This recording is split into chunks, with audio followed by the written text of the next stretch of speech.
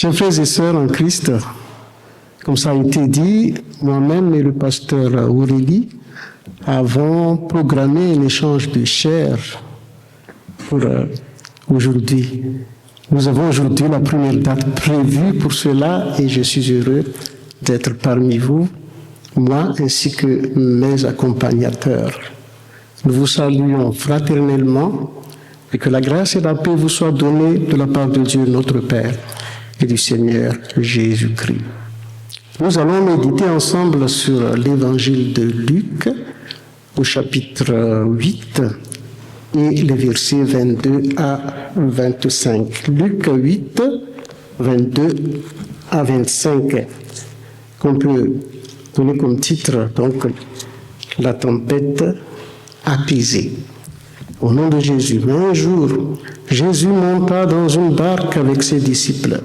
Il leur dit, passons sur l'autre rive. Et ils partirent. Pendant qu'ils naviguaient, Jésus s'endormit. Un tourbillon s'abattit sur le lac.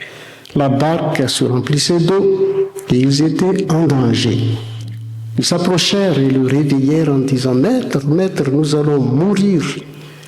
Il se réveilla, il menaça le vent et les flots. Ceux-ci s'apaisèrent et il y eut un calme plat. Puis il leur dit, où est votre foi? Saisis de frayeur et d'étonnement, ils se dirent les uns aux autres, qui est donc cet homme? Il donne des ordres même au vent et à l'eau, et ils lui obéissent. Ce récit nous est rapporté par les trois évangiles, appelés aussi évangiles synoptiques.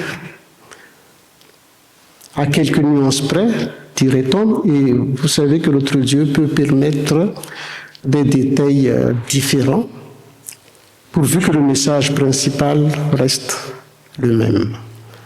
Manifestement, Jésus était avec les 12 disciples dans la barque. Matthieu, appelé aussi Lévi, faisait partie donc des 12 apôtres, ce qui n'est pas le cas de Marc ni de Luc, comme vous le savez certainement. Marc apparaît seulement dans la deuxième partie du livre des Actes, après la conversion de Saul, celui qui est devenu Paul. Marc était un compagnon d'œuvre de ce dernier, donc selon Actes chapitre 13 au verset 13, tandis que Luc, lui, était un ami personnel de Paul, d'après Colossiens 4, verset 14.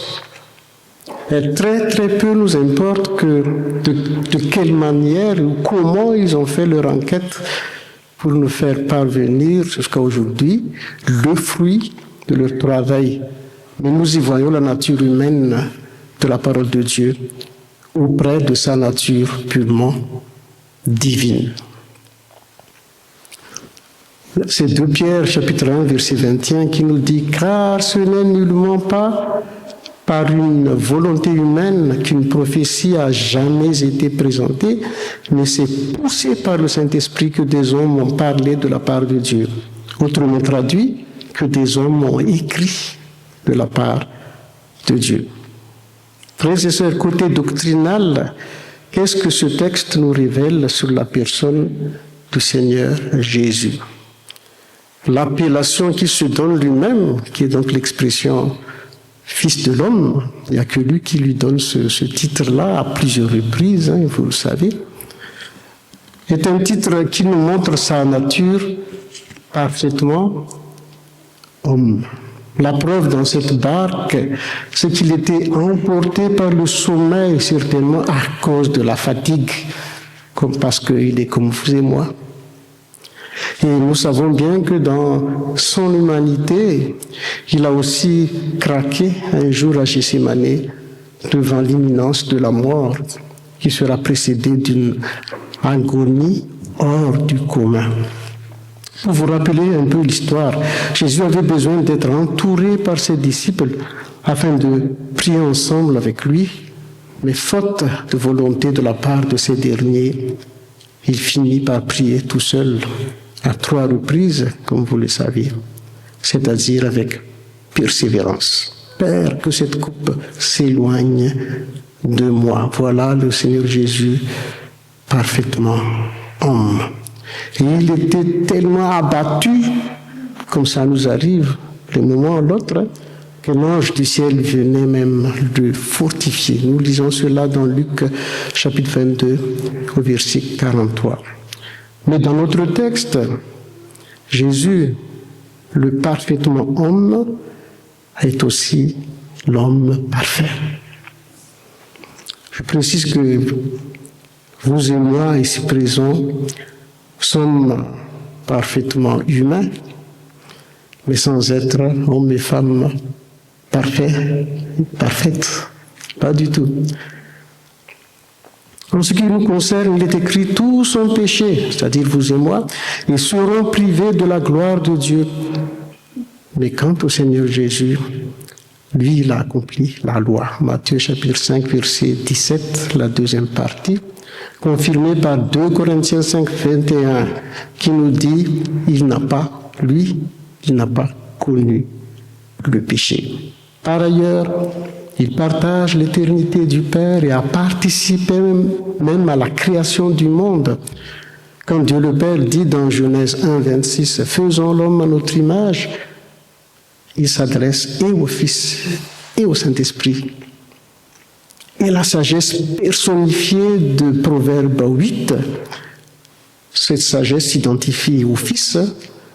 Et le verset dit, les deux versets, versets 29 et 30, disent « Lorsqu'il traça les fondements de la terre, j'étais à l'œuvre auprès de lui. » Et d'ailleurs, nous voyons dans notre texte qu'il a autorité même sur l'ensemble de la création. Donc, y compris la tempête, y compris la bourrasque, l'ouragan et tout ce que vous voulez.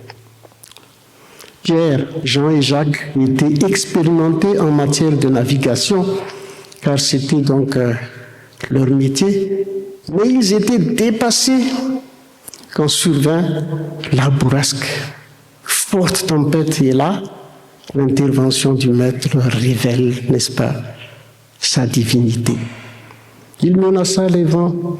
Et Marc 3, qui est donc un texte parallèle à ce que nous venons de lire, il leur donne un ordre strict. Silence, tais-toi.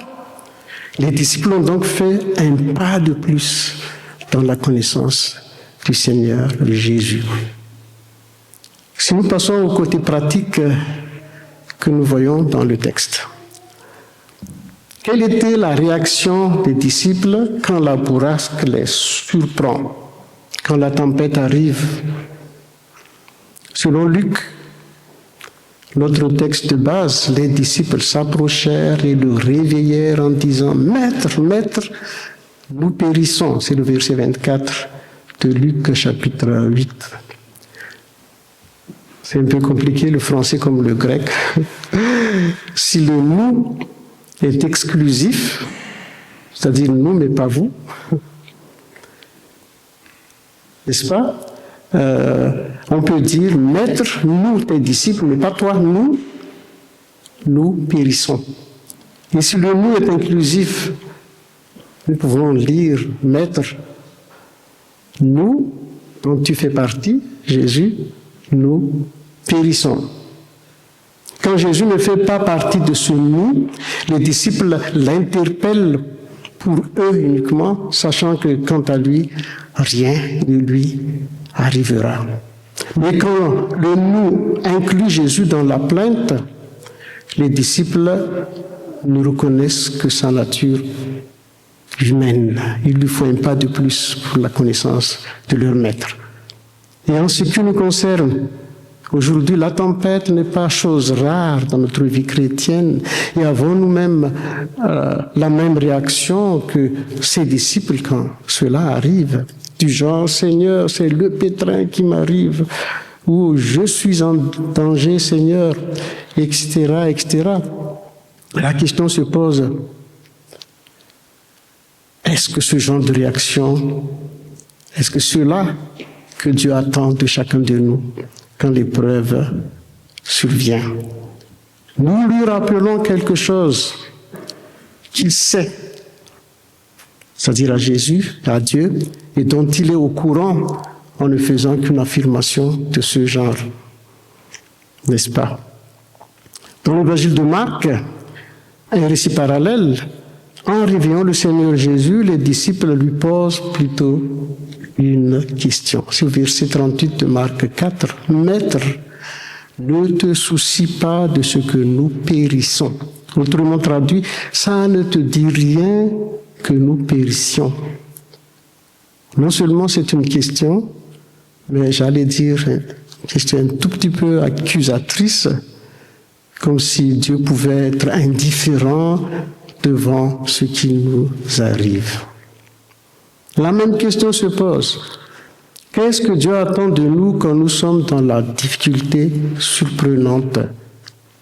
Frères et sœurs, force est de constater que nous avons tendance à poser une question à Dieu devant les circonstances de la vie du genre « Pourquoi, Seigneur, ça ne tombe que sur moi ?» Je crois que c'est arrivé à chacun de nous à un moment donné de sa vie. Ou encore « Où es-tu, Seigneur ?» Parce que le monde est en guerre, les nations se tapent dessus. Ce sont des questions. Ce ne sont que des questions posées à Dieu. Et naturellement, les questions attendent des réponses. Nous nous souvenons d'un certain Jean-Baptiste qui, pour avoir dénoncé l'acte immoral d'Hérode, qui avait pris pour femme la femme de son frère Philippe, vous connaissez l'histoire, ce Jean-Baptiste s'est accroupi, on va dire, en prison, Matthieu 14, 3 et 4. Ses disciples lui rendaient visite comme c'était bien possible dès l'époque. Et là, justement, il les envoie dire à Jésus, « Es-tu celui qui doit venir ou devons-nous attendre un autre ?» Il pose, n'est-ce pas, une question au Seigneur Jésus et par retour, il reçoit une réponse. Vous connaissez, allez annoncer à Jean ce que vous entendez et voyez. Les aveugles recouvrent la vue, les boiteux marchent, les lépreux sont purifiés, les sourds entendent, les morts ressuscités. La bonne nouvelle est annoncée aux pauvres. Matthieu 11, 4 à 5. Et j'imagine bien ce que Jean-Baptiste pense au-dedans de lui en entendant donc ces réponses de Jésus. Et moi, je suis toujours là dans cette prison. Jésus lui montre ce dont il est capable. Il a répondu à la question de Jean-Baptiste. Je rappelle que Jean avait la confirmation de la voix du Père et l'apparition du Saint-Esprit sur le lac de Jourdain pendant le baptême de Jésus, concernant la vraie identité de ce Jésus de Nazareth. La voix du Père disait, « Celui-ci est mon Fils bien-aimé, objet de mon affection. » Et c'est le Saint-Esprit sous forme d'une colombe qui s'est mis forcément sur l'épaule de Jésus. D'ailleurs, Jean-Baptiste était le premier à annoncer l'Évangile avant même les disciples et les apôtres.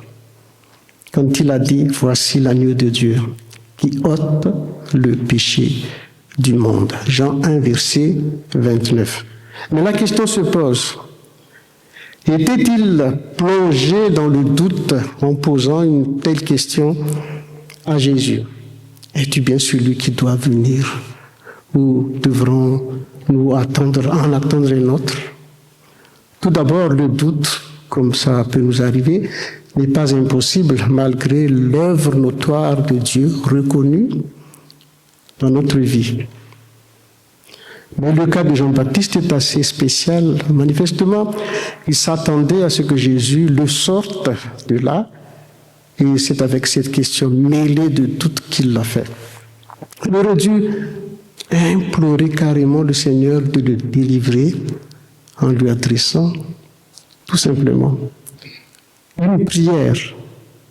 Mais Jésus avait compris tout de même, et ce n'est pas qu'il voulait que Jean croupisse davantage dans cette prison, mais comme Jean-Baptiste avait accompli sa mission, son bien plutôt, c'est de rentrer auprès de celui qui l'avait envoyé pour la félicité éternelle. Mais ceux qui avaient décapité Jean restent coupables devant Dieu. Au lieu de prier, donc, Jean pose une question à Jésus à laquelle il obtient une réponse. Et cela nous conduit à la version de Matthieu, au chapitre 8, nous avons lu tout à l'heure. Les disciples, verset 25, s'approchèrent de Jésus, le réveillèrent en disant, « Seigneur, sauve-nous, nous périssons. » Selon Luc, nous faisons face à une affirmation, Maître, nous périssons. Selon Marc, c'est plutôt une question, Maître, ne te soucie pas de ce que nous périssons. Tandis que Matthieu, le témoin oculaire de l'événement, nous rapporte qu'ils ont plutôt prié. Une chose est à souligner, c'est que quelle que soit la formulation de l'angoisse des disciples, le Seigneur Jésus a arrêté la bourrasque et un grand calme se fit. Et nous connaissons bien ce que Jésus disait dans Matthieu 6, verset 8. « Votre Père sait de quoi vous avez besoin avant même que vous le lui demandiez. » Mais il nous pousse à la prière. Il nous motive à créer des liens avec lui, à avoir ce dialogue permanent en tant que faisant partie de ses enfants. Philippiens 4, verset 6, c'est un verset très connu, ça vaut la peine de le relire, on nous dit « Ne vous inquiétez de rien, mais en toute chose, par la prière et la supplication, faites connaître à Dieu tous vos demandes. » Autrement dit, faites confiance et formulez vos requêtes clairement. En d'autres termes, adressez à Dieu votre volonté, comme Jésus l'avait fait à Gethsémani. « Père, éloigne-moi de cette coupe. » Ce Jésus, dont la raison d'être sur la terre parmi nous était entre autres d'être le modèle par excellence d'une vie de prière. Il se retire souvent pour se mettre en contact avec son Père. Il amène Pierre, Jean et Jacques sur la montagne pour prier. C'était là qu'il y avait la transfiguration, Luc 9, verset 1. Il apprend à ses disciples comment prier. Nous le récitons jusqu'à aujourd'hui, la dite prière, ce que nous appelons de notre Père. Et dans l'évangile de Jean, au chapitre 17, avant son arrestation, il anticipe l'intercession en faveur de ses disciples. Et à la droite du Père, aujourd'hui, il continue à le faire. Romains 8, verset 34. Frères et sœurs, dans notre texte, il est question de bourrasque, de tempête, voire dure épreuve. On va dire les aléas d'une navigation maritime. Mais le Seigneur Jésus a connu pire vers la fin de son ministère. Le mépris, la flagellation, la maltraitance jusqu'à la crucifixion, nous le savons, des choses prédites, annoncées dans Ésaïe chapitre 53. Prenez votre temps, relisez-le, vous connaissez certainement, on le qualifie de 5e évangile. Et nous avons tendance à croire que sa prière à 3 reprises à Gethsémani, pour éviter la croix, était inexaucée. D'ailleurs, il a dit que ta volonté soit faite plutôt que la mienne. Mais en réalité, Dieu l'avait exaucé, mais plutôt en faveur de l'humanité, car il fallait que ce Jésus meure pour notre salut. Il devait verser son sang pour le pardon de nos péchés. Mais n'oublions pas qu'il a aussi posé une question à Dieu sur la croix. Mon Dieu, pourquoi m'as-tu abandonné? À notre égard, cette question était elle aussi sans réponse. Mais si, Dieu l'a abandonné pour ne pas abandonner les humains, créés à son image. D'ailleurs, nous qui avons été récupérés, adoptés en Jésus-Christ, et j'espère que c'est le cas de chacun de nous, formons la communauté des saints appelée l'Église de Dieu. Le récit de Marc nous mentionne qu'il y avait aussi d'autres barques avec lui. Innombrables sont les barques dont le Seigneur Jésus n'est pas à bord, malheureusement, mais il est présent dans la barque des disciples, appelés plus tard les chrétiens. Une barque qui n'est pas privée de bourrasques ni d'ouragans, selon ce qui est décrit dans notre texte, mais Jésus a dit, vous aurez des tribulations dans ce monde, mais prenez courage, moi j'ai vaincu le monde. Jean chapitre 16, verset 33. Les difficultés auxquelles nous faisons face peuvent être d'ordre financier ou d'ordre relationnel entre personnes, ou que sais-je encore, dans la santé aussi, des attaques que nous ne comprenons pas. Mais ce Jésus qui est à bord et qui ne sommeille ni ne dort est toujours là, nous comprend, prêt à agir, prêt à nous exaucer quand nous faisons une demande à lui. Il y a le psaume 121 qui nous dit « Tu ne sommeilles ni ne dors ». Il était en sommeil, en train de somnoler dans la barque. Hein. Mais nous savons bien que c'est un Dieu vivant, il est ressuscité des morts, il est toujours là, il est toujours conscient, il est toujours attentif à nos demandes, à tout ce que nous lui supposons, enfin nous lui soumettons dans la vie en tant que frères et sœurs à lui. Et il garde son Église, comme ça a été dit. Je ne te délaisserai point, ni ne t'abandonnerai. Deux communautés, on va dire, locales, de cultures légèrement différentes. Le matin en français, l'après-midi en malgache, mais une seule Église devant Dieu, n'est-ce pas? Et nous avons nos noms dans chacune de nos communautés parce que la préfecture en a besoin. En tant que membre des églises locales, l'Église de Dieu, tous ceux qui appartiennent à l'Église de Dieu, bâtie par le Seigneur Jésus, ils ont leur nom inscrit dans le ciel à jamais. C'est pour ça que quand on parle de la volonté de Dieu sur la terre et au ciel, comme au ciel, les chrétiens, les gens qui étaient de leur vivant, prenaient position pour le Seigneur Jésus de leur vivant et qui sont là-bas, ils sont déjà dans la volonté de Dieu, ils le font. Et la prière que Jésus nous a apprise dedans, il nous demande de dire que ta volonté soit faite sur la terre, comme aussi. C'est une manière de dire, frères et sœurs, que la moindre volonté de notre part d'aller dans ce sens-là, dans le sens de l'obéissance, est là. Mais la prière du Seigneur demeure toujours parce que l'œuvre du Saint-Esprit complète tout cela. Pour que cela se fasse bel et bien. Que toute la gloire revienne à notre Dieu, frères et sœurs, et que parmi nous qui sommes là ce matin, sa bénédiction nous abonde et que nous fassions tous un pas de plus, comme c'était le cas de ses disciples dans la barque, dans la connaissance du Seigneur Jésus-Christ, dans la connaissance de sa volonté et dans la connaissance aussi du service qu'il nous confie avant qu'il vienne. Amen.